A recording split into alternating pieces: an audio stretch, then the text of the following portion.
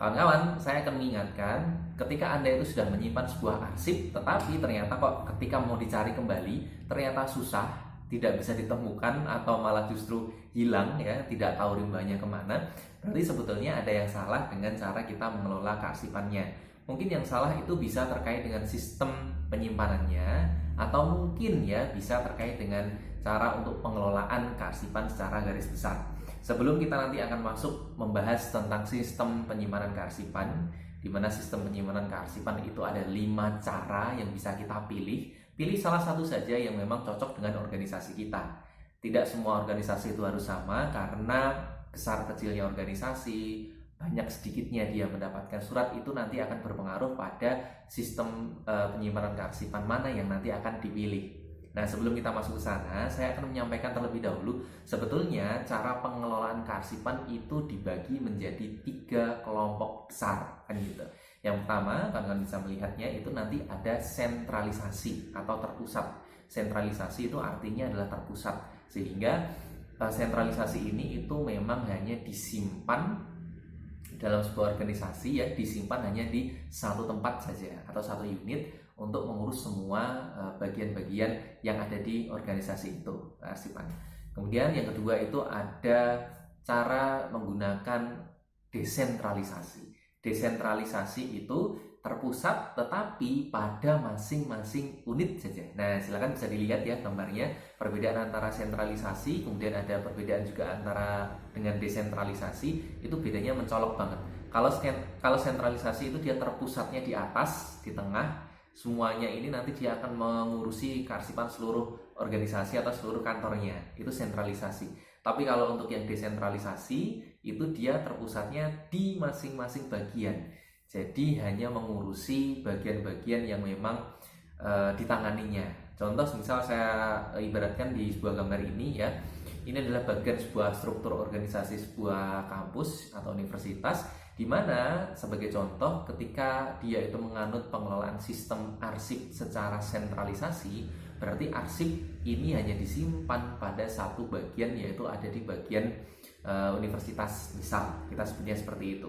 Sehingga nanti di bagian yang bawah ketika mereka mempunyai sebuah kearsipan, ya semuanya disimpan di bagian atas karena dia menganut sistem yang sentral, terpusat. Sedangkan untuk yang desentralisasi, kalian bisa melihat di sini yang paling bawah, desentralisasi ini itu adalah semuanya disimpan tetapi di unit masing-masing. Jadi kalau fakultas A, dia berarti punya bagian kearsipan sendiri khusus untuk fakultas A. Fakultas B juga demikian, fakultas C juga demikian, dan seterusnya. Hal ini itu namanya adalah desentralisasi. Disimpan terpusat tapi pada unitnya masing-masing, ya. Di sini jelas perbedaan antara sentralisasi dan desentralisasi. Kemudian yang ketiga, ini ada suatu cara pengelolaan itu dengan sistem atau cara kombinasi. Boleh diterapkan, Pak? Boleh, ya. Jadi dia itu menggabungkan antara metode sentralisasi dan juga desentralisasi. Jadi kalau kalian melihat gambar secara komplit ini, di atas, bagian atas universitas itu nanti ada penyimpanan arsip sendiri, kemudian di masing-masing fakultas ini nanti juga ada masing-masing bagian kearsipan sendiri. Itu artinya dia mengadopsi cara pengelolaan kearsipan secara kombinasi. Nah, kita lihat yang atas di sini, yang sentralisasi, itu berarti hanya menyimpan urusan-urusan kearsipan khusus untuk bagian universitas. Fakultas itu dia nanti tidak disimpan di atas karena fakultas itu nanti menggunakan sistem yang desentralisasi. Nah, inilah pengelolaan kearsipan di mana dia menggunakan model yang gabungan, kombinasi antara sentralisasi dan desentralisasi. Pak, lalu bagaimana? Apakah saya ketika mau menyimpan sebuah kearsipan itu harus memilih salah satu, ya? Saya cocoknya pakai yang mana? Nah, cocok tidaknya sekali lagi itu nanti tidak bisa kita tentukan secara penilaian pribadi kita, ya, bukan, tetapi berdasarkan atas kebutuhan organisasi. Mari kita lihat masing-masing penggambaran ini itu memiliki kelemahan dan kelebihan. Saya bahas yang pertama dulu. Untuk yang sistem sentralisasi, keunggulannya, ya, yang pertama, ruang dan peralatan arsip itu dapat dihemat. Kenapa? Karena dia hanya menyediakan satu ruangan khusus itu untuk semua seluruh bagian yang ada di organisasi tersebut. Jadi dari segi ruangan dan peralatan ya memang hanya cukup satu menyediakan itu. Kemudian yang kedua, untuk petugasnya itu dapat mengkonsentrasikan diri khusus pada pekerjaan kearsipan. Wajar ya, karena dia hanya mengurusi bagian kearsipan. Seluruh unit itu nanti akan dikelola oleh dia, sehingga dia tidak mungkin lagi diberikan beban tambahan pekerjaan yang lain, sehingga pekerjaan dia hanya mengurusi arsip sentral di organisasinya. Kemudian yang ketiga, kantor itu hanya menyimpan satu arsip saja, kemudian duplikasinya, ingat duplikasinya atau arsip sekundernya itu bisa dimusnahkan karena semuanya sudah tersentral pusat. Jadi tidak mungkin nanti akan ada double informasi. Boleh untuk dimusnahkan. Carinya juga di satu tempat, jadi boleh untuk dimusnahkan untuk duplikasinya ya. Kemudian yang keempat ya, sistem penyimpanan ini itu terdiri dari berbagai macam arsip dan itu bisa diseragamkan. Kenapa kok harus diseragamkan? Jawabannya adalah sederhana, karena dia memang terpusat, dipilihnya hanya satu saja sehingga akan mempermudah cara untuk mencarinya. Namun di sisi keunggulannya ada juga kekurangannya. Yang pertama, sentralisasi arsip ini itu hanya efisien dan efektif jika organisasinya itu sangat kecil.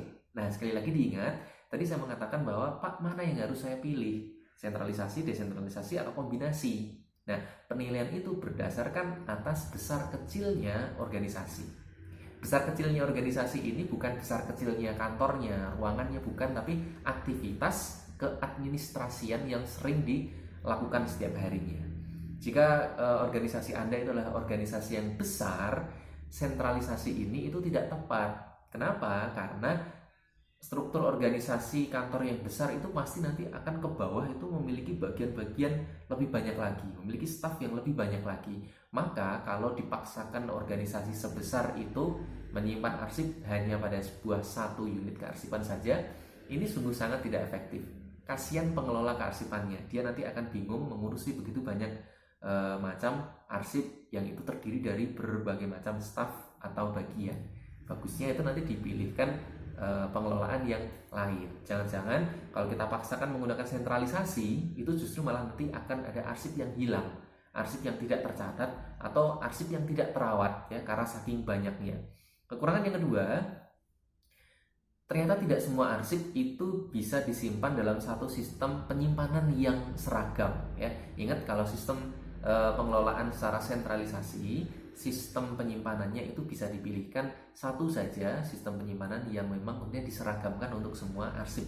Tetapi faktanya ternyata tidak semua arsip itu bisa diseragamkan. Makanya nanti kita akan melihat lagi jenis-jenis bentuk arsipnya kan gitu. Ingat ya, kemarin pembahasan tentang jenis-jenis kearsipan itu dibagi menjadi 5. Nah, kita nanti akan membaginya lagi itu menjadi bahan kajian penyimpanan pengelolaan kearsipan. Kekurangan yang ketiga, unit kerja yang memerlukan arsip ya, itu biasanya akan memakan waktu yang lebih lama kalau dia ingin mengakses arsip yang dia butuhkan. Logis ya, karena bagian yang membutuhkan ini ternyata adalah bagian stafnya yang ada di paling bawah. Ketika dia mau mencari sebuah kearsipan, dia harus naik ke atas ya, struktur organisasinya, kontak bagian kearsipan, mencarikan arsip yang dia butuhkan. Nah, celakanya kalau organisasi Anda itu besar, kantor Anda itu besar, menyimpan segitu banyak arsip, itu akan menjadi tidak efektif dan efisien. Maka sentralisasi ini hanya cocok untuk organisasi yang sederhana, strukturnya dia itu masih struktur organisasi yang kecil, sehingga administrasi, pengelolaan administrasinya pun juga masih kecil dan sederhana. Mari kita beranjak untuk pengelolaan kearsipan secara desentralisasi ya, terpusat tetapi pada bagian-bagian tertentu, unit-unit tertentu. Mari kita buka tentang keunggulannya. Kalau untuk keunggulannya, pengelolaan secara desentralisasi ini, dia arsip itu dapat dilakukan sesuai kebutuhan masing-masing unit kerja. Nah, silakan tetap konsen pada gambar ini yang saya tampilkan. Teman-teman, ketika saya membicarakan tentang sentralisasi, desentralisasi, keunggulan dan kelemahannya, silakan dibayangkan skema yang saya gambarkan ini kira-kira bagaimana sih kan gitu. Di sini dituliskan bahwa pengelolaan arsip itu dapat dilakukan sesuai kebutuhan unit masing-masing. Nah, artinya Kalau saya ada di fakultas A, berarti saya hanya menyimpan seluruh arsip yang diterima atau dikelola oleh fakultas A. Jadi otomatis saya mencarinya pasti ya lebih cepat atau lebih mudah karena memang ini pasti ada di sini kan gitu. Kalau nanti ada fakultas B ingin menyimpan kearsipannya, dia pasti akan mengelola sendiri di fakultas B kan gitu. Akan lebih cepat dan akan lebih mudah dalam mencarinya. Kemudian yang kedua, keperluan akan arsip itu mudah terpenuhi karena berada di unit kerja sendiri. Nah, contohnya teman-teman yang nanti akan membutuhkan sebuah surat atau mengumpulkan sebuah laporan, kalau kita datang ke tata usaha kita, pasti tata usaha itu akan melayani dengan cepat karena yang dilayani pasti ya mahasiswanya sendiri, bukan dari mahasiswa fakultas lain. Dipastikan arsipnya itu pasti ada di tata usaha itu. Kemudian keunggulan yang ketiga, penanganan arsip itu dinilai lebih mudah untuk dilakukan karena arsipnya itu sudah dikenal dengan baik ya. Penjelasannya sama seperti tadi yang penjelasan kedua tadi. Karena itu adalah arsipnya kita pasti akan lebih paham di mana menyimpannya, kemudian ini tentang bagian apa, kita nanti akan lebih paham. Kemudian berikutnya kita akan coba untuk menilik kekurangannya. Kekurangannya itu apa? Satu, penyimpanan arsip ternyata tersebar di berbagai lokasi dan dapat menimbulkan duplikasi arsip yang disimpan. Nah, ini punya gambaran ya teman-teman, karena masing-masing bagian ini memiliki sebuah penyimpanan kearsipan, jadi duplikasinya itu dimungkinkan akan tersimpan di mana-mana. Itu bisa jadi karena di masing-masing unit dia akan menyimpan kearsipannya sendiri-sendiri, khususnya tentang permasalahan yang sama. Kemudian yang kedua, kantor itu harus menyediakan peralatan dan perlengkapan kearsipan di setiap unit kerja, sehingga kalau kita berbicara tentang penghematan sarana dan prasarana itu jelas tidak mungkin tidak mungkin untuk dilakukan. Karena kita tahu ketika kita menyimpan kearsipan ini ya, pengelolaan kearsipan ini itu pasti sudah sepaket.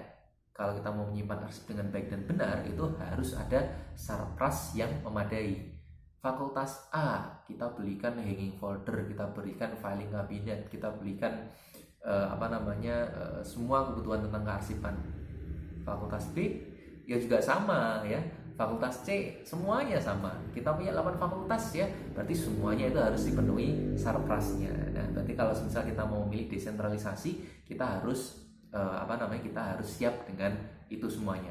Kemudian yang ketiga, kekurangannya adalah untuk pelatihan petugas kearsipan itu perlu diadakan ya, karena petugas-petugas umumnya ini mereka itu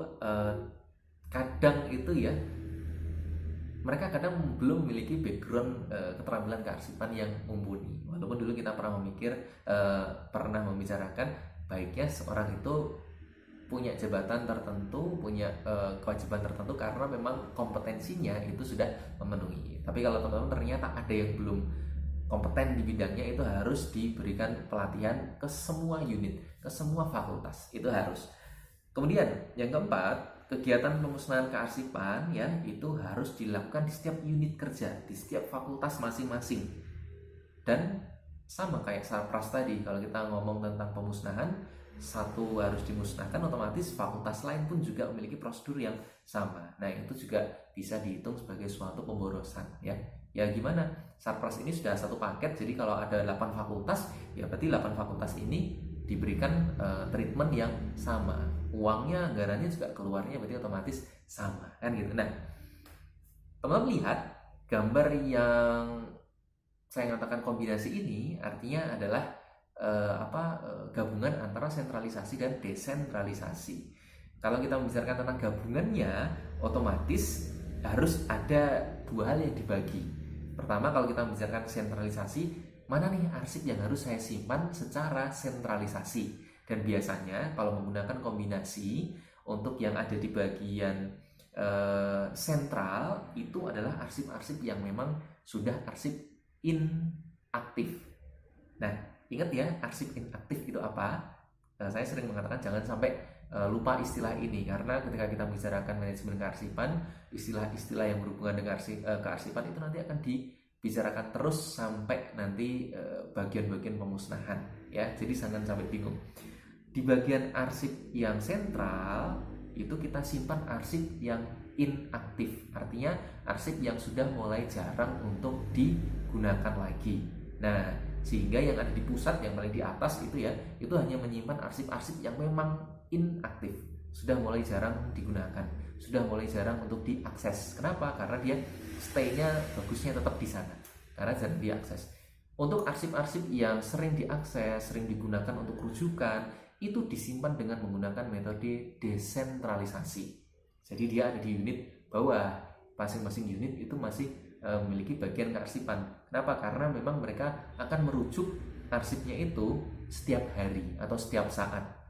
Menjadi hal yang tidak hemat ketika dia itu butuh kearsipan setiap hari, butuh mengakses untuk digunakan sebagai referensi setiap hari, tapi dia harus mencarinya ada di arsip atas, ada di arsip pusat atau sentral. Nah, untuk memutus mata rantai itu supaya cepat, supaya lebih efektif, inaktif taruh di sentral karena jarang untuk diakses lagi, dan juga nggak bingung-bingung lagi kan gitu, karena tidak akan banyak yang mengakses.